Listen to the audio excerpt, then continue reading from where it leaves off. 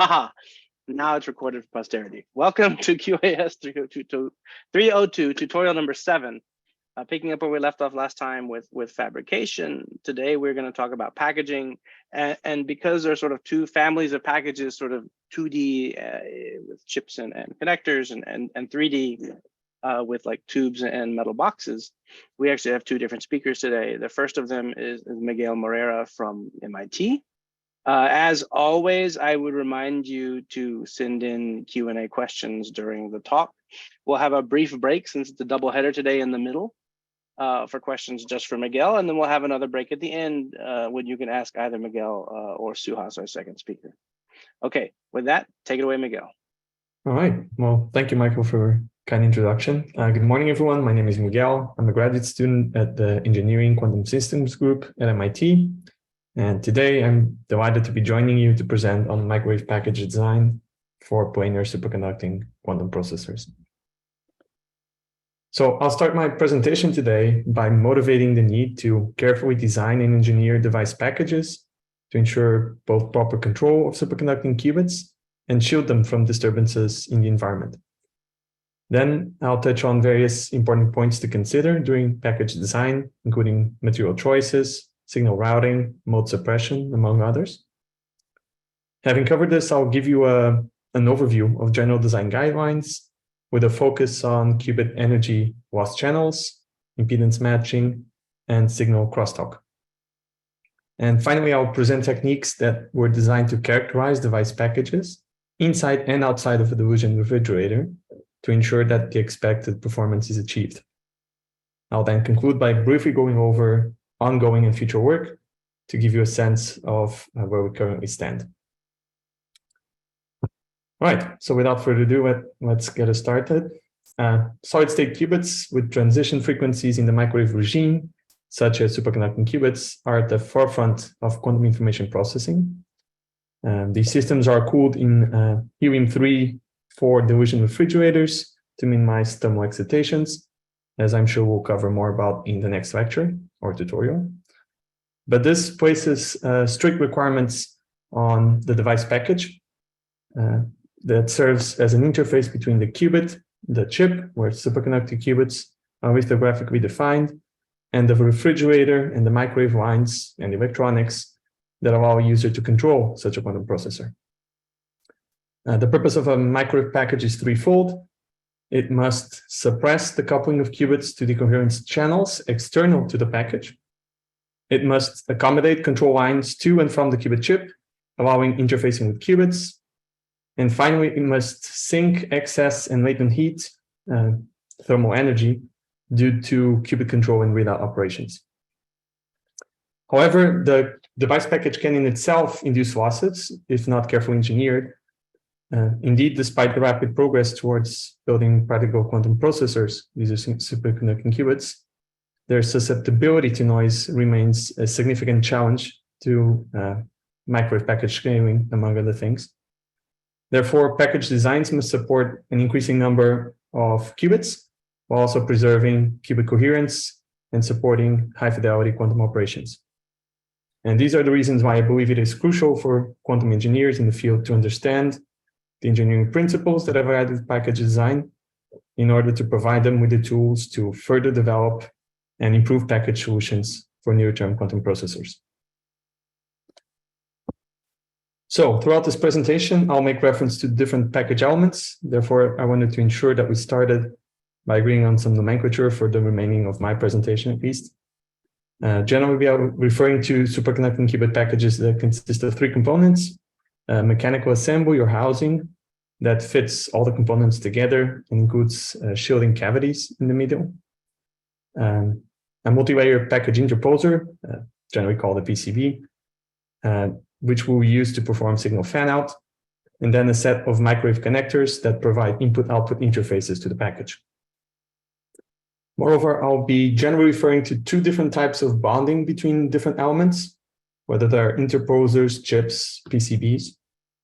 The first is wire bonding, where a small diameter piece of metal, usually aluminum, could be gold as well, is thermosonically bonded to each element, creating a reconfigurable configuration and enabling rapid prototyping. The second type is bump bonding. This is a technique where an indium ball is crushed between two elements that connecting them together, both electrically and mechanically. So with nomenclature out of the way, let us start by evaluating different microwave package materials. Material-dependent losses can be of magnetic, conductive, or dielectric origin, as energy loss channels coupled to the qubit through its electric or magnetic dipole moments. Note that conductive losses here, I'm referring them to mean when the qubit's electric field induces currents in nearby normal conductors with a finite conductivity. Although for transmon qubits, the electric dipole moment presently dominates, tunable qubit architectures are still very sensitive to magnetic fields. Therefore, one must avoid magnetic metals or materials with magnetic components, in addition to shielding the qubit from magnetic field fluctuations, which can be done using high magnetic permeability materials such as mu metals. If this is not possible, there's alternatives like incorporating type 1 superconducting materials in the package body, since when the material turns superconducting, these expel magnetic fields from its core. This is the Meissner effect. Now, common materials using superconducting qubit packaging include aluminum, copper, and gold-plated copper. Do note that aluminum forms a thin oxide layer, therefore inducing dielectric losses. Similarly, copper also forms an oxide layer, leading to dielectric losses, in addition to supporting conductive losses due to its non-zero resistivity. Gold plating has been used to address the limitations of copper packages in an attempt to limit dielectric losses due to oxygen formation, but it should be noted that this comes at a significant cost of increased conductivity losses. Now, these are the reasons why we use packages based on oxygen-free high conductivity copper, oxygen-free because of the high electric and thermal conductivity that it allows. And furthermore, we plate them with a thin layer of evaporated aluminum in order to mitigate conductivity losses. So the device package should provide an efficient thermal link, as I've mentioned before, to ensure the qubits reach and remain close to the base temperature. And this includes while operating on qubits using multiple signal lines and biases. So heat is usually removed by electrical connections to the wiring and attenuation at cryogenic temperatures. This allows non-equilibrium electrons to thermalize, but it is also performed by mechanical, meaning phonon, connections to the package that are provided by the interfaces that I'm sort of showing here. Now, in the package that we'll be covering today, as an example, the chip is kept in place by copper posts that are located in the corners. I'm sort of trying to illustrate that here. And they're connected with aluminum wire bonds, which are shown both places as well. Now, one should be careful about material choices regarding thermalization, since we might otherwise introduce additional loss channels in our design. For example, as the thermal conductivity of copper decreases linearly with temperature, and actually aluminum decreases exponentially with temperature, one might be tempted to introduce stronger thermal links like silver paste, polymeric adhesives to the qubit packages. But this should be avoided as the electroconductivity of these adhesives is generally more than 3 orders of magnitude larger than copper, which results in a measurable increase in conductivity losses. So when designing a package interposer, one must be especially careful about the path chosen for signal traces. And to do so, one must first understand the impact that different waveguides can have on the delivery of signals to the chip. In particular, the signal traces on the package introduce distortions to the step response of the system, in addition to insertion loss and crosstalk, all of which will have a bearing, of course, on qubit control. Therefore, it is crucial to design traces for good impedance matching in order to minimize insertion loss and improve signal integrity. One can actually characterize the distortions in signal delivery by the signal rise time, that is the time it takes for a signal to reach a desired amplitude, and the settling time, which is the time it takes for a signal to stabilize at the output. Now, typical effects of bandwidth limitations, bad impedance matching, are ringing or repeated oscillations. And these can lead to under and over rotation errors in simple qubit gates. And more damagingly for 2-qubit gates like the CZ gate, which relies on tuning the 1-1 state to the 0-2, these non-idealities can lead to computational error leakage to non-computational states. Now, other effects of bad impedance matching include charging effects that make the action of a specific gate or pulse dependent on the history of all operations that were applied before, which is particularly damaging. Now, the step response is determined by the frequency response of the system, with the general transmission line having a characteristic impedance given by the formula I'm showing here. Therefore, in the case of non-zero resistance, frequency dependence can arise due to skin effect, which reduces the effective inductance of the line at high frequencies, or due to the frequency dependent nature of dielectrics, which cause a change of capacitance. Now, although not the case for the package studied here, decreasing the resistance by, for example, employing superconductors for the signal traces can actually lower the frequency dependence and reduce the rise and settling times. Now, finally, I wanted to call your attention to the fact that it is especially important to design geometric transitions, and connectors for good impedance matching. Otherwise, you risk the creation of frequency-depending standing waves in your package. Standard electromagnetic simulation tools like COMSOL, SONET, or FHSS, which we have used here to simulate the electric field density of the package, both at the connectors and at the interface to the chip. These are fundamental tools to ensure that microwave connections are properly matched. Note here, for example, the addition of caging, grounding cages, and signal vias to both of these to ensure proper impedance matching.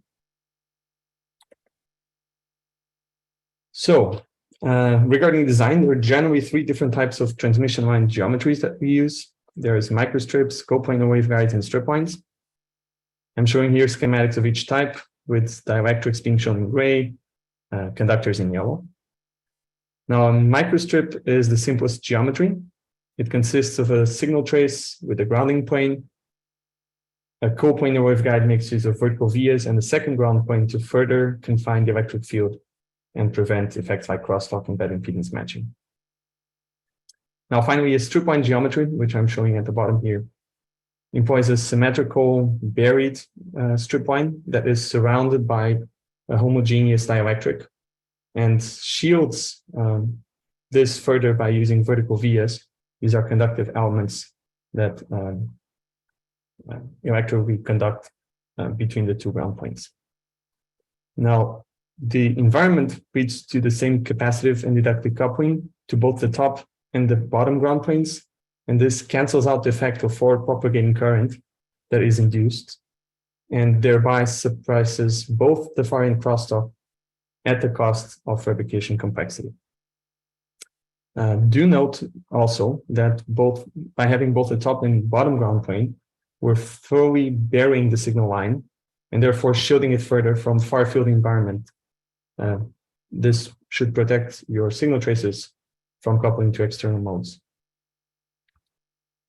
Now, in our designs, we employ a 3-layer Rogers laminate. This is composed of glass, woven, hydrocarbon, and ceramic. The interposer uses symmetric copper strip lines embedded in this dielectric that is commonly used for printed circuit boards. Note the ground planes on the top and bottom plane with the signal plane in between.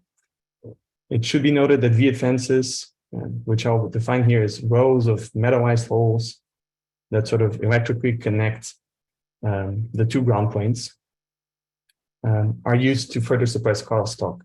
And we do this, or they do that by shielding the in-plane electromagnetic field that couples between pairs of signal lines. Do note that, of course, these vias are electrically isolated from the signal layer, in case that's not immediately obvious from this diagram.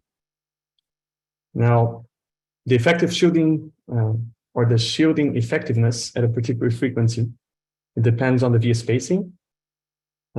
In practice, one would choose the smallest via pitch that is allowed by a particular fabrication process to maximally suppress crosstalk. It would then be possible to ensure proper impedance matching by tweaking the width of the signal traces, the thickness of the signal traces, and the thickness of the dielectric. These are all design parameters that are commonly optimized in simulation to ensure best performance. Do note one important consideration. By making use of thicker dielectric materials, you expect your crosstalk to get worse. So this is usually a costly optimization to do manually. Right, speaking of crosstalk, let me define it here as the unwanted transfer of signal between separate communication lines. Crosstalk mitigation is a central feature of package design, as it can induce unwanted operations in nearby qubits, which results in the degradation of qubit performance. Miguel, if I can interrupt for just a question, a quick question on the last slide. Yes. I think there's some confusion about like what this. You have a signal plane and you have a ground shorting to the signal plane, right? Can you maybe explain a little bit what you mean by like that's not what you mean, I think. Oh, yeah. We're actually not shorting. So these through vias connect both grounds while keeping the signal layer electrically isolated. Right. The signal lane here doesn't actually properly highlight the fact that we have individual traces along the signal lane. So you should think about this as compartmentalized waveguides that stand side to side, and where we design signal traces to carry signals. Right, and that blind via could either connect signals between the two layers or grounds between the two layers. So through vias connect ground to ground always. The blind via is a way for us to bring the signal plane into the top layer where we can actually meet it with a connector and bring it outside, outside the PCB. Perfect, thank you very much. Oh, no, thank you for raising the question. Maybe it wasn't immediately clear. So we were talking about crosstalk mitigation, central feature package design. One important point, these errors, these crosstalk errors are particularly damaging for quantum error correction applications, as we assume in these that errors are uncorrelated in space and time, and crosstalk has this nasty effect of breaking that assumption. Moreover, these errors are frequently frequency dependent, and so they're quite hard to compensate for with control signals. And that's the reason why crosstalk is often used as one of the most important performance metrics for device packages. Now, it's important to note that coupling between adjacent lines is caused by mutual inductance and capacitance. Inductive coupling leads to a current moving parallel to the instigating line, while capacitive coupling leads to current on both ends of a disturbed line. And therefore, crosstalk can interfere with the desired control signal on both ends of the signal line, depending on the ratio between capacitive and inductive coupling. Because of the way these influence the signal, we commonly call them near-end crosstalk or far-end crosstalk. Now, to give you a general idea of the performance of current packages, for the particular design that we have been alluding to today, we could achieve up to 40 dBs of crosstalk suppression between nearest neighbor lines and about 60 dB for next nearest neighbor lines. I should note that newer multi-layer designs that use specialized microwave connectors are actually known to perform even better than that. But this is already significant for high fidelity operation of multiple qubits. So, wanted to give you a quick word of caution regarding wire bonds. As I believe I previously alluded to, it is quite common to use thermosonically bonded aluminum or gold wire bonds in the field. However, without careful design, these can actually cause significant impedance mismatches in packages. So wire bond impedance is dominated by parasitic inductance. For example, I think a 1 millimeter length wire bond will have an inductance of about 1 nanohenry and a capacitance of about 20 femtofarads. So to reduce this impedance mismatch that results from the wire bond, one can reduce the length of the wire bond used. We can apply several wire bonds in parallel, or we can take measures to decrease the parasitic capacitance, by which I mean we can use impedance matching structures. These are, however, somewhat out of the scope of today's presentation.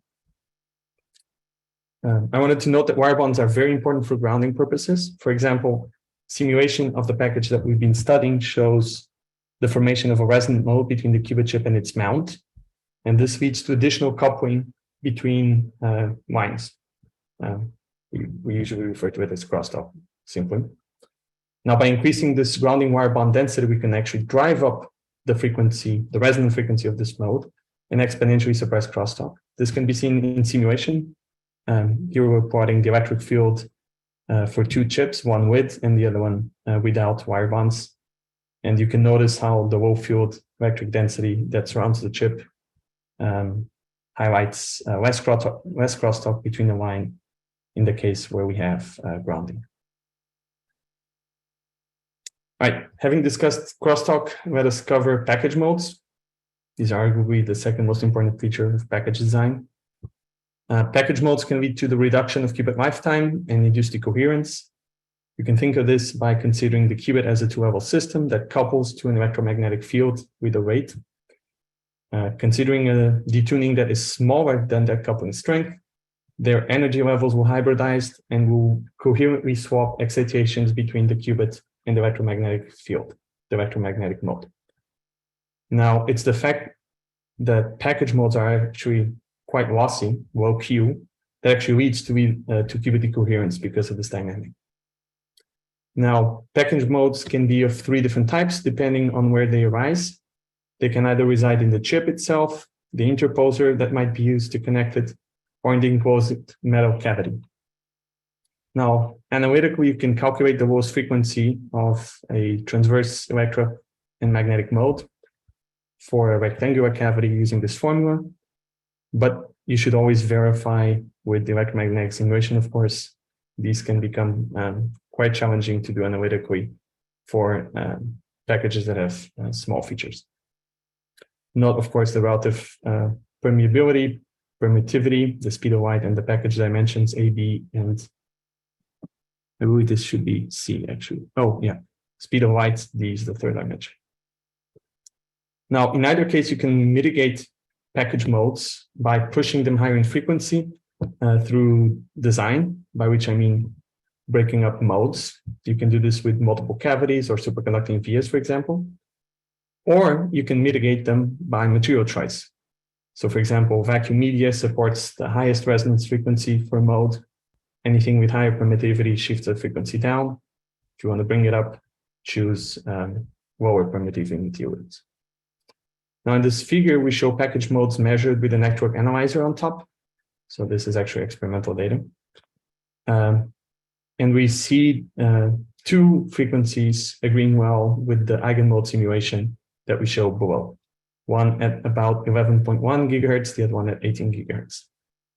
And by looking at simulation, we can see they are placed right in the middle of the package, and this is consistent with the first eigenmode we expect for our device package. Right, so validation of a package in the experiment is fundamental. In the previous slide, I showed you how this could be achieved using a network analyzer connected to one of the ports of the package. Now I wanted to briefly discuss how we can use the qubit itself as the ultimate sensor of this electromagnetic environment, sort of allowing us to characterize the package in frequency. Now we do this by performing repeated Ramsey experiments. We first measure a stable baseline Ramsey oscillation, and then we repeatedly inject a continuous wavetone, a probe, into the package at various frequencies. Now, as the probe frequency sweeps in resonance with the package mode will be populated through the coupling between the transmission line and the mode. And this will lead to photon number fluctuations, which depend on the coupling with the qubit and how detuned it is. But it will always lead the qubit to dephase. Now, the nice thing about this measurement technique is that we are directly measuring the quantity of interest, the effect of the modes on the qubit performance, in this case, measured through T2 Ramsey experiments. And it provides actually an advantage because it facilitates measurements across a broad frequency range, tens of gigahertz here, due to the wideband nature of the mode-induced qubit energy shift. That's a common AC stock shift. Now, do note that we can obtain the scan shield below the first by taking the Fourier transform of the frequency-dependent Ramsey scan that I'm showing here. And in measuring the package we've been studying using this technique, we can actually identify 4 modes, 2 more than the ones predicted in simulation. And that should highlight just how sensitive this measurement technique is compared to others. All right, so finally, we can use the same technique to measure the line width, the kappa, of each QIS mode, which is a measure of its lossiness. And we can do this by performing a finer frequency sweep around the modes that we've identified previously. Now, we usually define that as the so full width at alpha maximum, as we are showing in this image here. Moreover, we can easily calculate the coupling strength for any of these modes. We can do so by determining parameter alpha, which is a proportionality constant for the AC start shift to the average photon number. And also the beta parameter, which is a proportionality constant between the mode-induced dephasing and the average photon number. Now, alpha can be determined from the slope of the change in Ramsey frequency against the feed line power, so the power that we are driving this mode with. Beta can be similarly determined from the slope of the Ramsey decay rate as the input power is increased. Calculating both parameters, we can calculate the coupling strength based on this formula shown here. And most importantly, we can use this to then calculate the Purcell limit that is caused by each of these modes using this formula here. We can repeat this for all the modes we've identified in our first wideband scan. We can add them all together and we can determine the overall Purcell limit that is imposed by the package. In this case, we've measured 384 microseconds. That's an order of magnitude larger than the value, the coherence value that we can achieve for large arrays of superconducting qubits.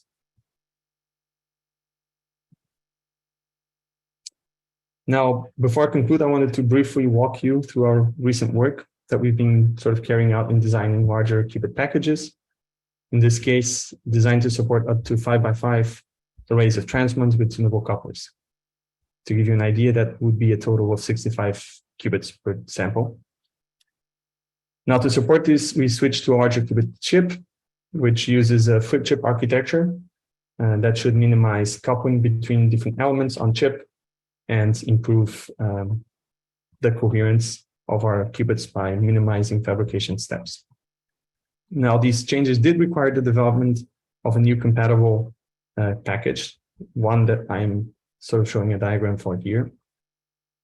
Do note, flip chip, we're still bump bonding, but we are first flipping a qubit chip into a chip with control elements and then bump bonding that onto our qubit package.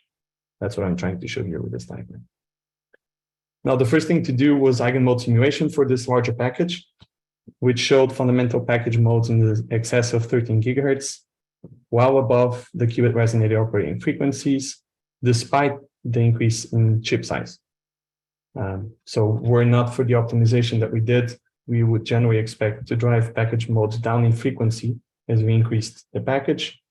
And this would be problematic as it would bring them in the frequency range of qubits and other operating elements like resonators. Fortunately, we could optimize this away. Now, new fabrication techniques have actually allowed us to design packages with superconducting trace material for the first time. This has various advantages, like a decrease in resistivity that leads to better settling and rise times for control signals, and reduced thermal load, despite a significant increase in signal traces. Between the first package I showed you and this, there's actually a 3-fold increase in total number of lines. Moreover, we've been able to design for more signal planes, which I'm sort of trying to represent in this schematic. Note the 3 ground planes and the two different points where signals are being routed from. Now, this allowed us to further separate signal lines, actually, some of them even through an entire ground plane, which allowed us to further suppress crosstalk while still decreasing the pitch between signal traces. Finally, we've incorporated ensemble microwave connectors, which provide us with better impedance matching and reduced crosstalk within a simpler and more compact form factor. Now, despite extensive microwave simulation already showing improved crosstalk suppression with this design, in reality, we expect the gains to be larger than we could simulate. That's because we've been previously limited to around 20 dBs of crosstalk suppression due to the coupling between the surface mount SMA connectors that we buy off the shelf. And therefore, the use of ensemble microwave connectors, specialized for cryogenic environments, and rated at well below 70 dB of crosstalk, allowed us to, or we expect this will allow us to further reduce crosstalk in practice. All right, so this brings me to my conclusion. Over the past half hour or so, we've studied various design considerations for packages, including material choices, microwave hygiene, signal routing, mode suppression, among others. Furthermore, we went over two different techniques for package characterization and performance validation. And we briefly saw how we brought all these steps together in designing new device packages that support large arrays of superconducting qubits while improving our ability to faithfully control them. So with that, I'd like to acknowledge the entire MIT Engineering and Systems group, whose various members have been involved in this and previous works in microwave package design. And thank you for your attention. All right, Miguel, thank you very much. So we have some questions built up and people can drop more into the chat. So one question came early in the talk, but I think is relevant here at the end too. They want to know, why do you always have these top and bottom cavities? Ooh, that's a great point. So maybe let me shift. So you actually want to protect, so let's see, you want to protect the qubit from the environment. That means you want to have a cavity that shields electromagnetic fluctuations in the environment. But this will come at the cost of enhanced coherence of the modes that that package supports. So you want to have two cavities to fully enclose the qubit chip. And then you want to engineer them such that their fundamental modes will not interfere with the qubit frequencies. So I hope that answers the question. You want to shield the qubit from both sides. Okay, great. And then also you mentioned bump bonds briefly. Can you say more? Are they, the student wants to know, are they indium bump bonds? Like what are they? Yeah. So these, that's another great question I think I can answer here. We've generally, or in the field, we've generally placed chips resting on package corners and then electrically connected them with wire bonds. Here, in using bump bonds, we're doing something similar, but we're using indium, which is a very, well, for lack of a better term, squishy element to actually provide electrical and mechanical connection between our chip or interposer to the package. So that's what they're doing. This is sort of the way in which we would show a package using bump bonding in a cavity. Okay, great. And then a follow-up question about cavities. Why is there this asymmetry in size between the top and bottom ones? This asymmetry in size. Well, that comes from the modes we're actually trying to suppress. So in the top cavity, we want our cavities to be as small as possible. That should be noted. There's a limit on how small we can make them without actually interfering with wire bonds and other on-chip elements, so that the cavity will be larger where the qubit has all those interfaces to the side. But in general, we want to reduce the size as much as possible on both cavities. Okay, great. And then there's several questions here about software, like how you do the modeling and what software, and do you do like multimodal, like thermal and acoustic modeling, or is it just EM? Acoustic. So not acoustic modeling, but we use general electromagnetic. So we use general electromagnetic simulation suites. We've used both COMSOL and HFSS for eigenmode simulation, and then to do driven simulation, which we use to determine crosstalk and other signal trace related parameters. We've used HFSS and Sonnet. Yeah, I think that answers it. Okay, great. And then I think when you showed a picture of your qubit, you must have shown that there are wire bonds or something across your traces. So a student asks, how do you determine how many wire bonds to put along a resonator without changing its frequency? Let's see. Could they be referring? I think that thing was like 4 or 6 qubits on it.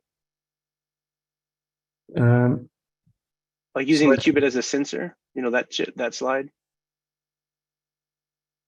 Qubit as Yeah. sensor? Yeah, I think it's some eagle-eyed student seeing like those marks across the resonator.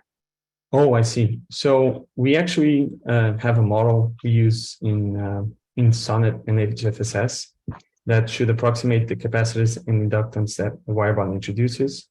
And we just plug that into our simulations when we're trying to determine the fundamental mode of our resonators. But in case the question regards sort of this analysis where we're trying to see how many wire bonds we need in order to suppress modes, so ensure proper grounding and ensure that the impedance mismatch of a single wire bond is accounted for. In this paper that I'm covering here, there's quite an extensive attempt at modeling the inductance and capacitance of a single wire bond. And then they used it to do a sort of back of the envelope calculation as to how many wire bonds you require to ensure impedance matching. 2 to 5 should be enough. Do note that as you increase the number of lines in parallel, there will be a capacitive term between them that will reduce the effectiveness of this, adding more wire bonds in parallel to reduce impedance mismatch. But you should still be able to get good results regardless. Okay, and then I have one last final question. When you showed next nearest neighbor measured like crosstalk. Where was that?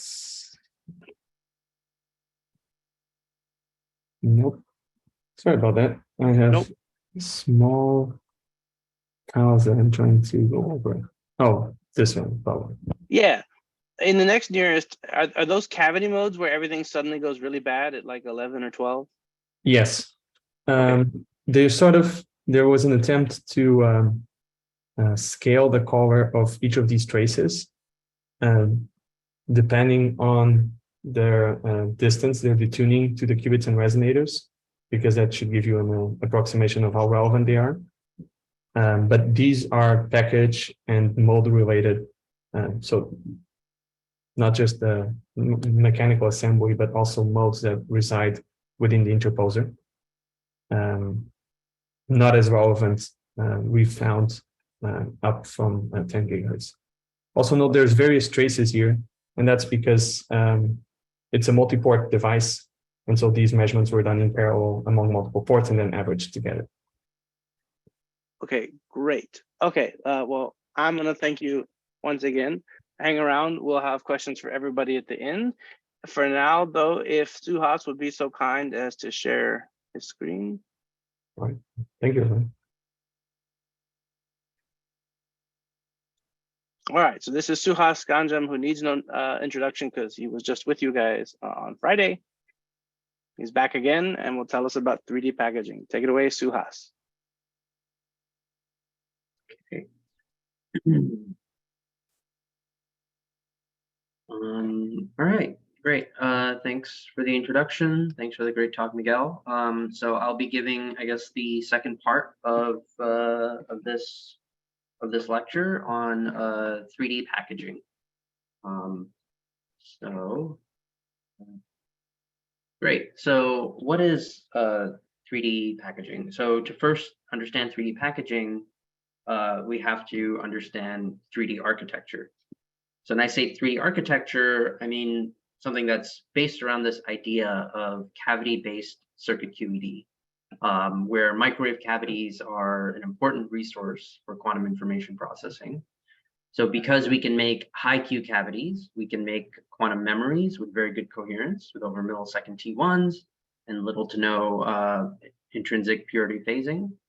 And there have also been some recent demonstrations that are showing, coherence times of quantum memories on in excess of 10 milliseconds.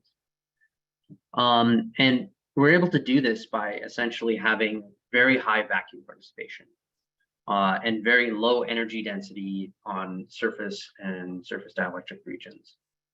But we can also apply this philosophy towards on-chip circuits, and we can design the circuit and packaging to support modes that have increased vacuum participation and reduced surface participation, which results in better coherence. And that's how we can get these very high Q long-lived quantum memories, and also very high quality on-chip circuits.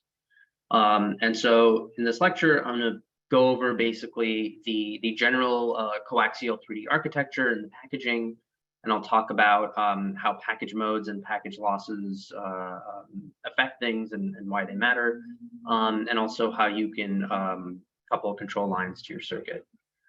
And I'm mostly going to be summarizing material from these two papers. So if you want to learn more, you can refer to these, as well as the PhD theses of Chris Axline and Matt Rieger, which have plenty of information that's super helpful. And yeah. So let's talk about the main features of the 3D architecture.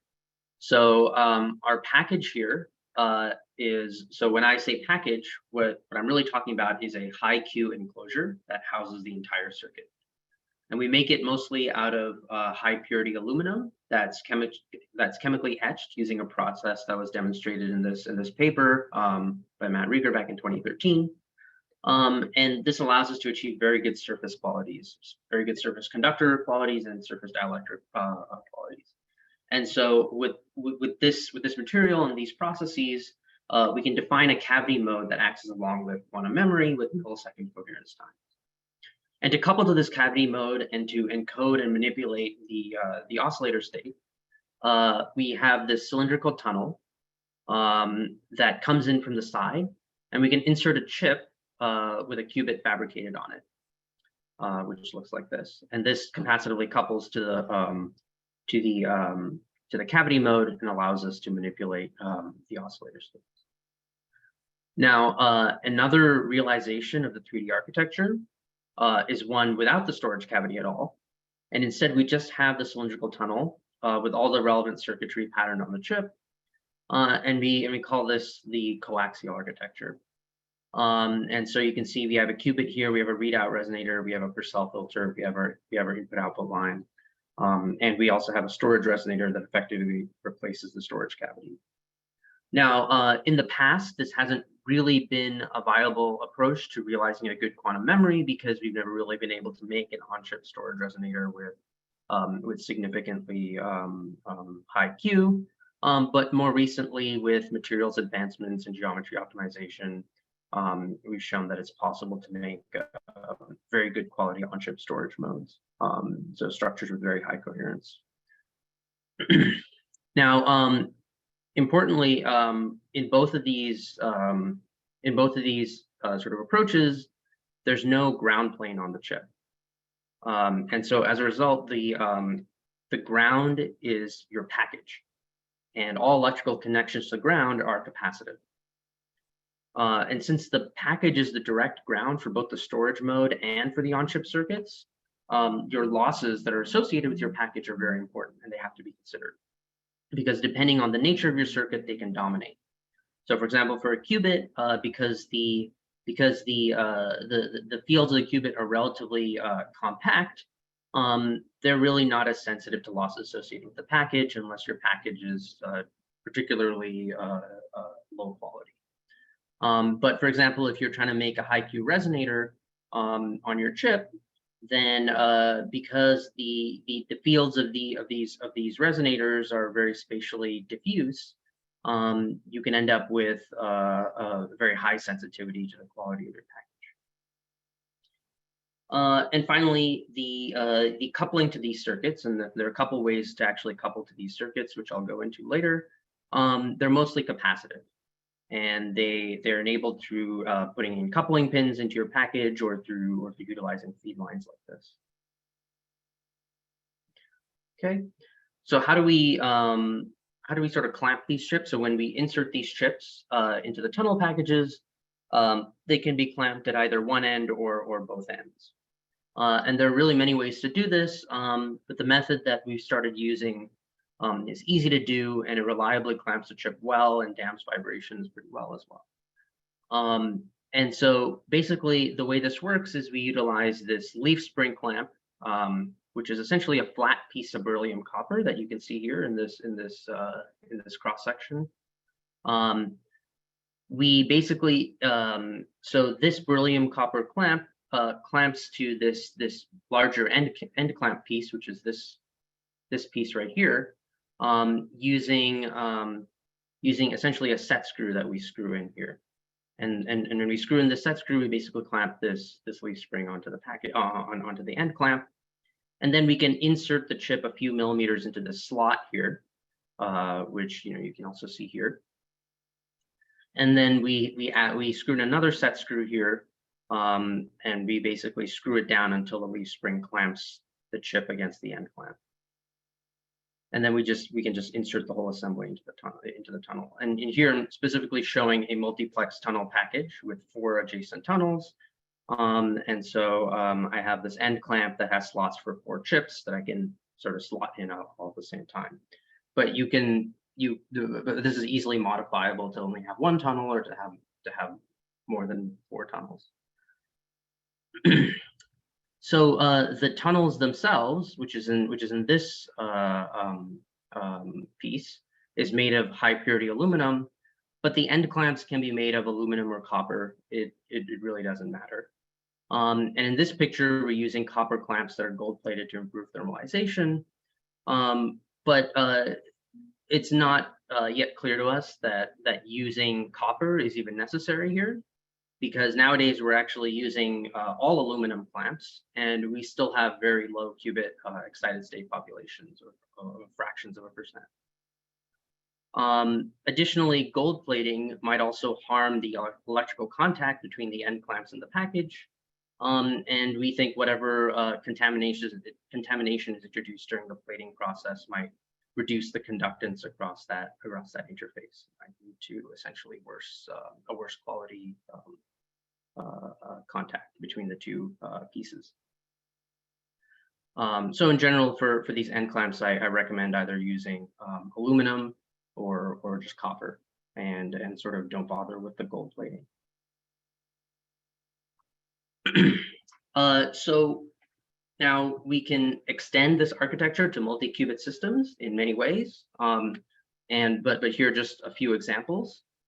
So for the cavity-based architecture, we can use tunnels that intersect adjacent cavities, and we can insert a chip in between the tunnels to realize cavity-cavity operations, which can be mediated by a junction by a JJ-based coupling element.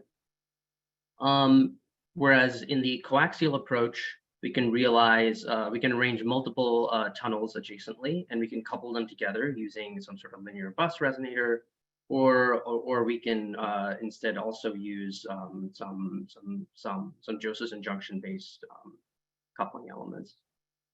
Both of these approaches have been demonstrated with small numbers of qubits, but there are also other methods of realizing multi-qubit systems that have also been explored, such as the modular router-based approach from Mike Hatridge's group, and there's also a multi-mode cavity-based approach from Dave Schuster's group.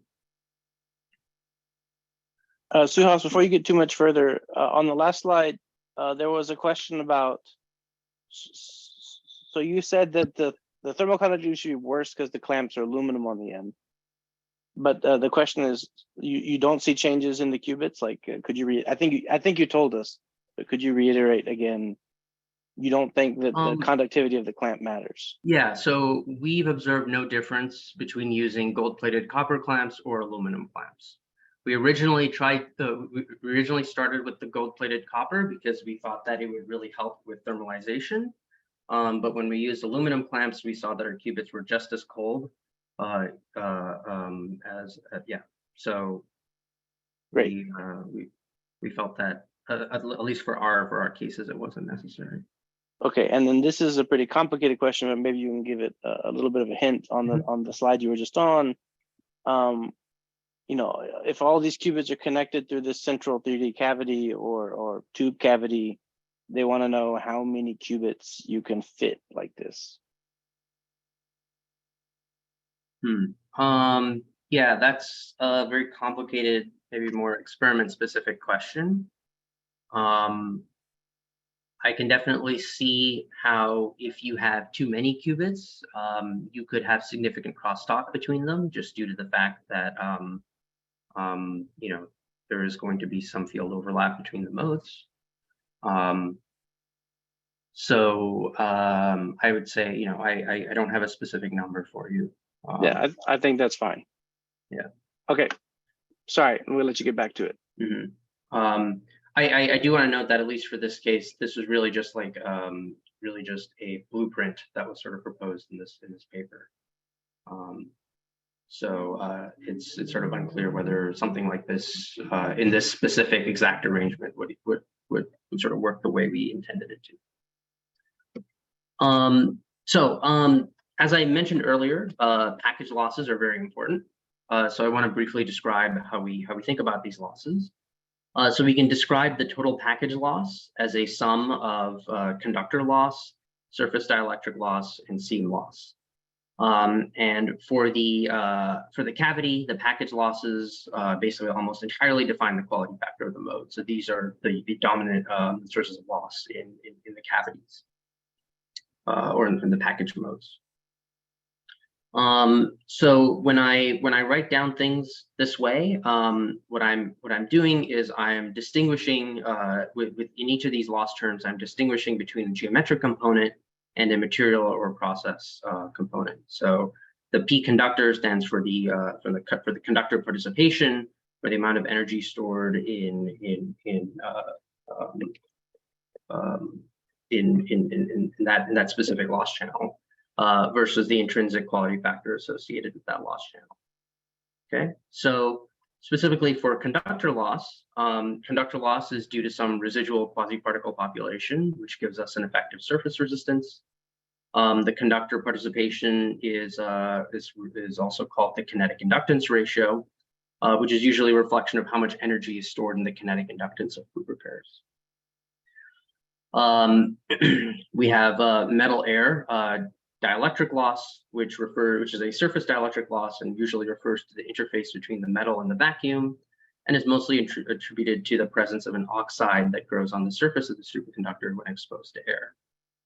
And finally, there's a seam loss, which is really only present when two metals come into contact with each other, such as when you cap the ends of these tunnels, or cap, say, the lid of this cavity part.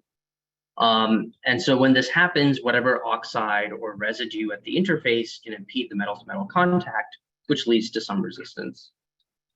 So, for example, you know, in this tunnel package, when we close the tunnel at the ends, you create seams, and the seam participation here is given by the seam admittance per unit length, which we call a Y seam, which is determined by looking at the current flow through the seam when a particular mode is excited. And the corresponding seam quality is called the G seam, or the seam conductance per unit length. And these are the basic sort of integral equations to calculate these. So here in the pink, that corresponds to the geometric component of this loss, or the participation. So you can see how in the conductor participation, we're just integrating the magnetic field at the surface of the conductor. We're multiplying it by the effective magnetic penetration depth, and we're dividing it by the total energy of the mode. Similarly, for the surface dielectric loss, we are taking the surface electrical energy, multiplying it by the thickness of the oxide, then dividing it by the total energy. And then for the seam loss, we're looking at the current that flows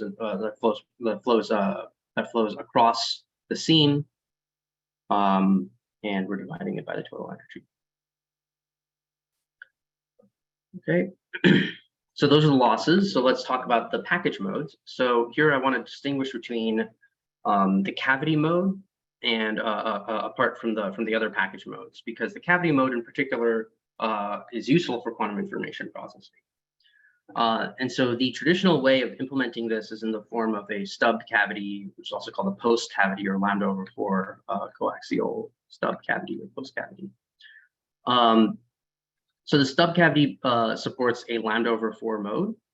And you can see this cavity is made up of two parts. There's a lower part here that has a length of lambda/4. And this is a coaxial section that's shorted at one end and open on the other. And that enables your principal storage mode. This mode is going to be below the cutoff frequency of the upper cylindrical waveguide section. And this allows the fields from the stub mode to be exponentially attenuated through this waveguide section. And so if we place, if we screw in a lid at the top of this cavity, because the fields are so heavily attenuated throughout the length of this waveguide section, the seam participation associated with that interface also is exponentially attenuated and it becomes basically negligible as long as this length is long enough. Okay. And so in the end, the stub cavity is really only limited by surface dielectric and conductor losses. The electric field here points radially outwards from the stub. So coupling a transmon here is easily done just by placing a tunnel in this coming in from here and putting a chip with a transmon on it. And doing that also does not significantly reduce the cavity lifetime, at least at the millisecond level. And so as a result, the cavity this post cavity is really the cavity of choice for a quantum memory.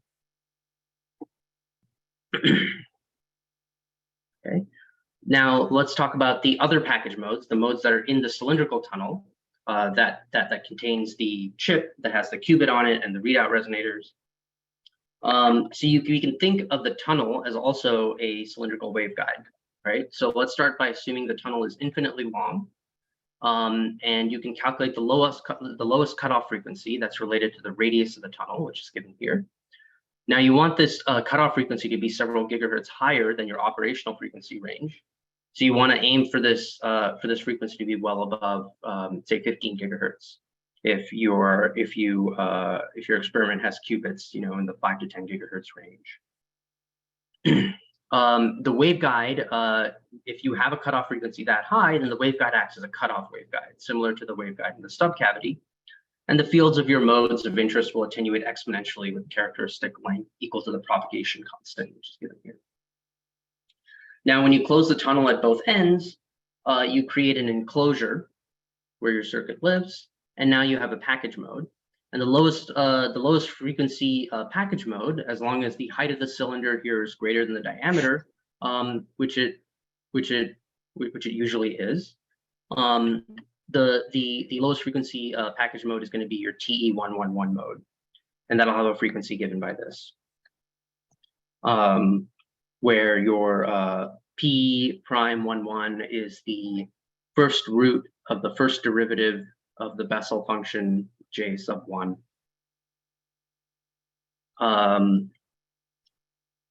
Yeah. Suhas, a couple definitions. Could you restate what is kinetic inductance? Someone asks. Yeah. So the kinetic inductance is related to the kinetic energy of Cooper pairs that sort of flow in your superconductor. It's sort of the, yeah, it's different from your geometric inductance, right? Your geometric inductance is really a measure of how much magnetic energy is stored in the field. But for superconductors, where kinetic inductance can be a significant portion of your total inductance, there will also be a certain amount of magnetic energy that's sort of stored in just the motion of the Cooper pairs. Great. And then I think you said a couple things about Y seam in the 3D post cavity. The question is, why is it decaying by increasing Z? Right. So your Y seam, when you look at the way it's calculated, it's basically you integrate the current that's flowing across the seam. This is also equal to the magnetic field that runs parallel to the seam. So essentially, your Y seam is going to be proportional to the magnetic field squared.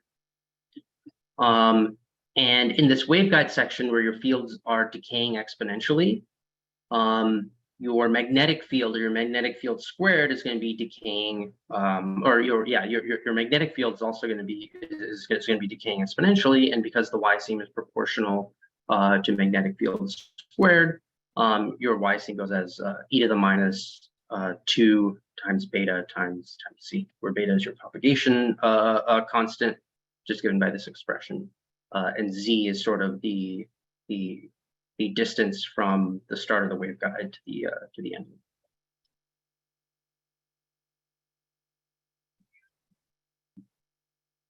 Okay, thanks.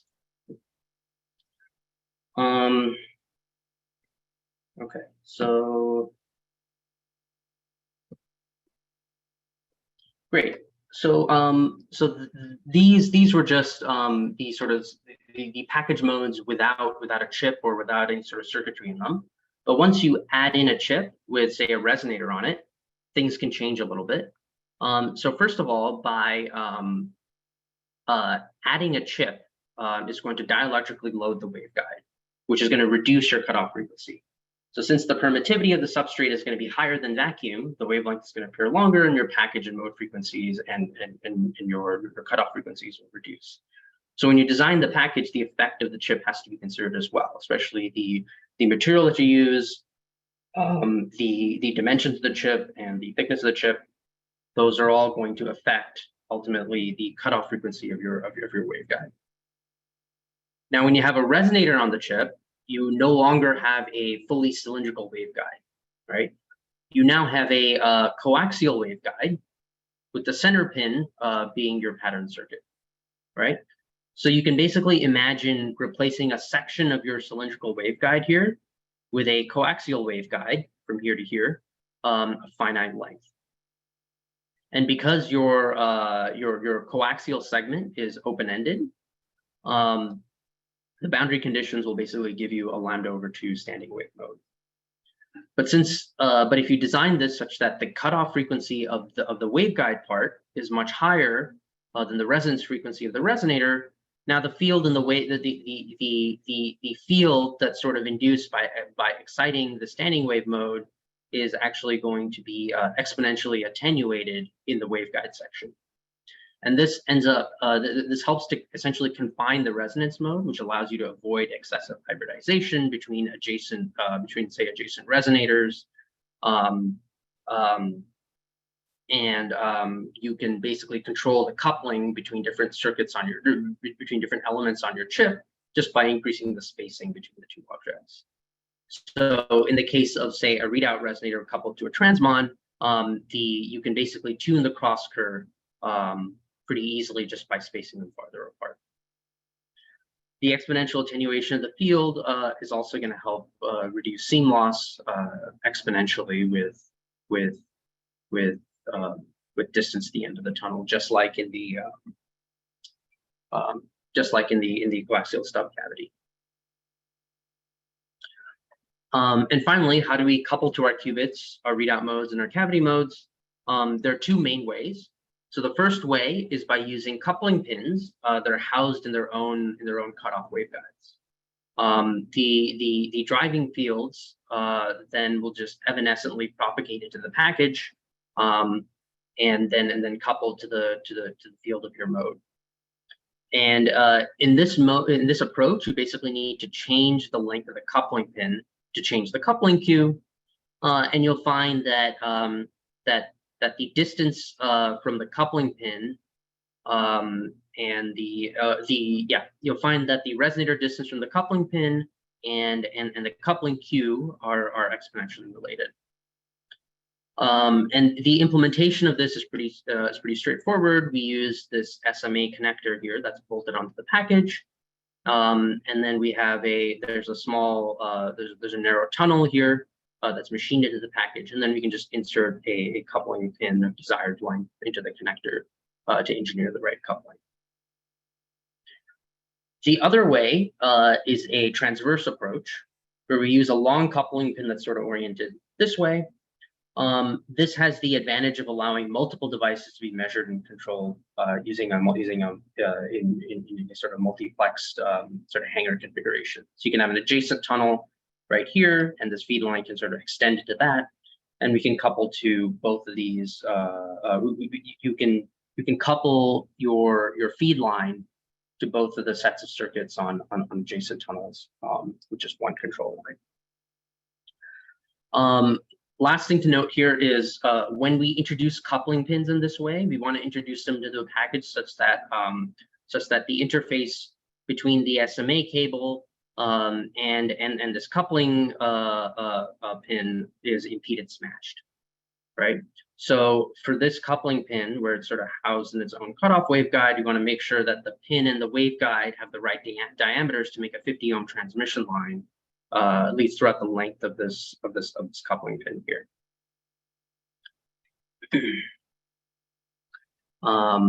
Okay, so that's basically it.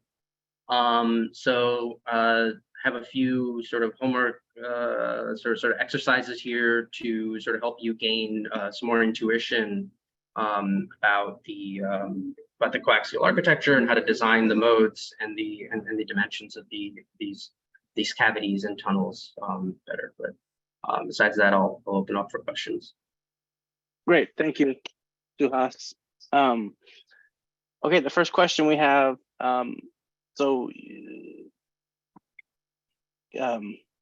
Can you basically redefine coupling Q? Someone is asking, like, what does this term mean you're talking about?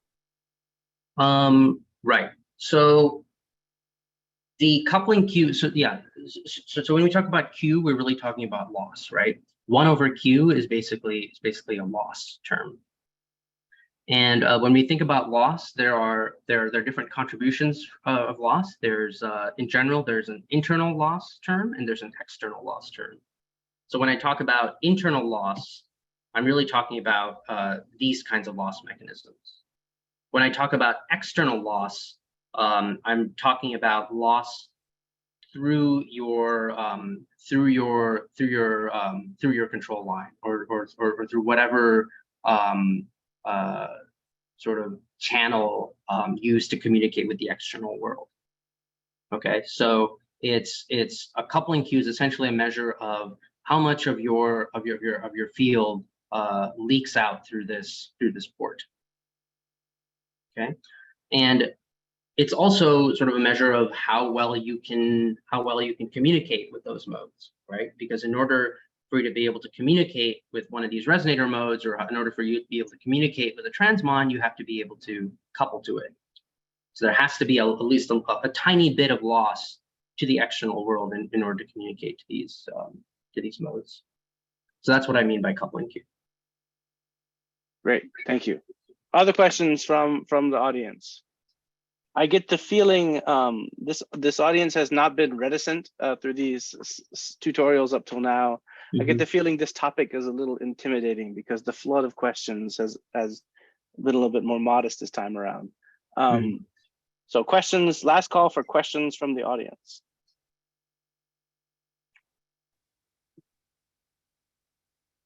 I have one niggly detailed question.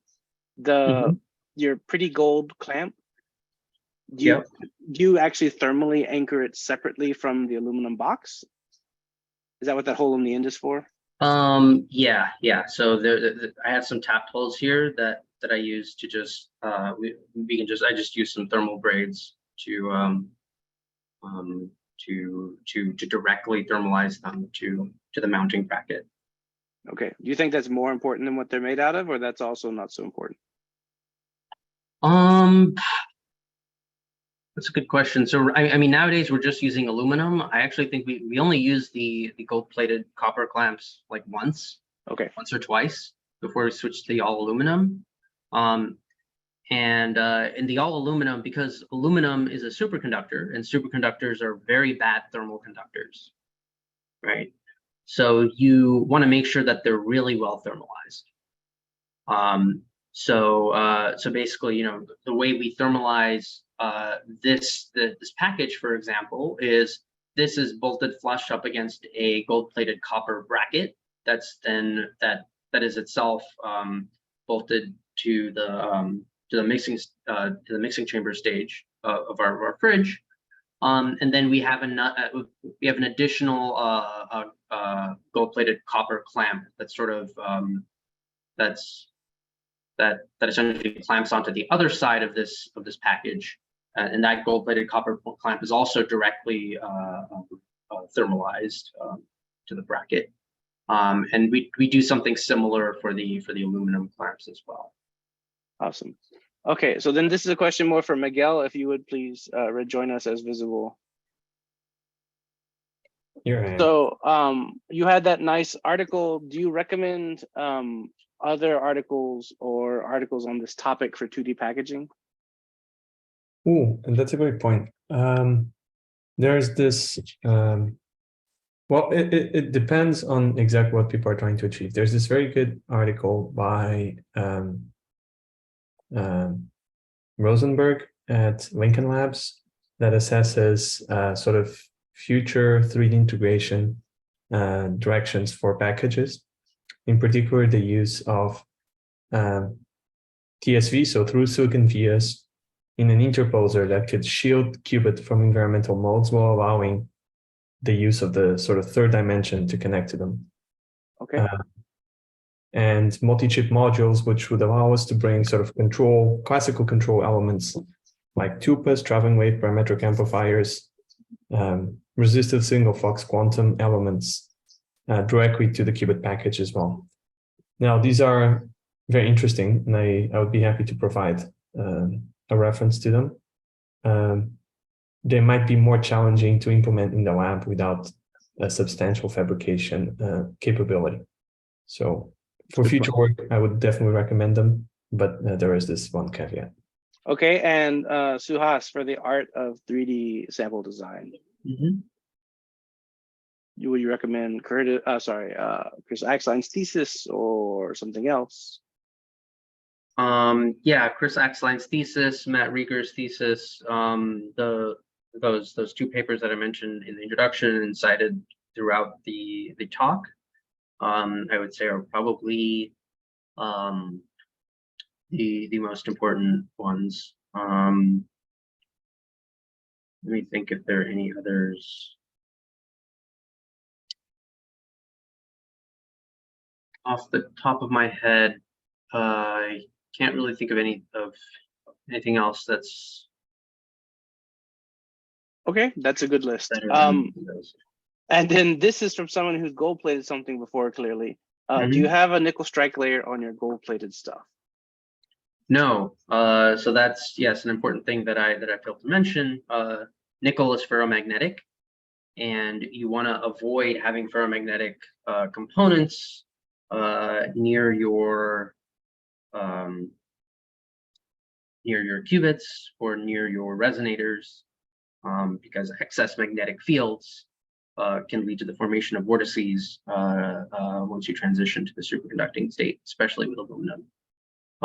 So, you know, I think the talk on like shielding is coming up next. Is that right, or has that already happened? No. Yes, that's coming up next. Yeah. So yeah, so you will learn all about magnetic shielding and stuff in the future. So what we do to avoid that for gold plating is we ask for a copper strike layer.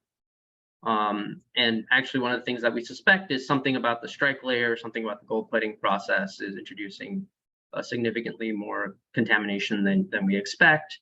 That can affect things like seam quality or even conductor quality. I noticed in Miguel's talk, when you calculated the loss due to the gold-plated copper housing, it was worse than just the regular copper. Is that right? Yeah, that's right.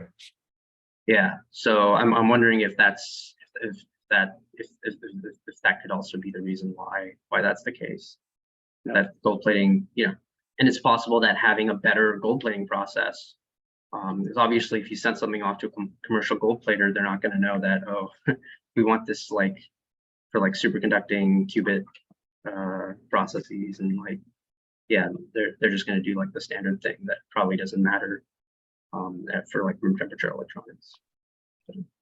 Good, thank you. And Miguel, I presume also you avoid nickel strike layers. Yeah, we run away from anything that's even remotely paramagnetic, because we use there's a point about, of course, vortices induced in our aluminum junctions, but also we have Fox-tunable transmon qubits that are particularly susceptible to magnetic elements. We try as best we can to avoid it, even from contaminants in other materials. Excellent.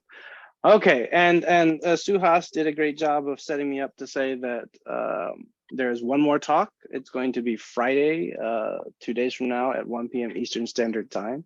Suhas and many other gracious speakers have done a good job of pushing everything they didn't want to talk about off onto my talk.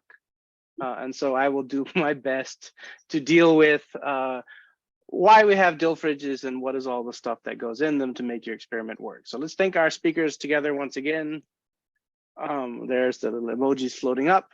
Thanks, guys. Really appreciate it. Thank you for the audience. The recording will show up once it's processed in the Zoom channel per the usual, and we will have our grand finale this Friday. We'll see you all then. Everybody have a good day. Right.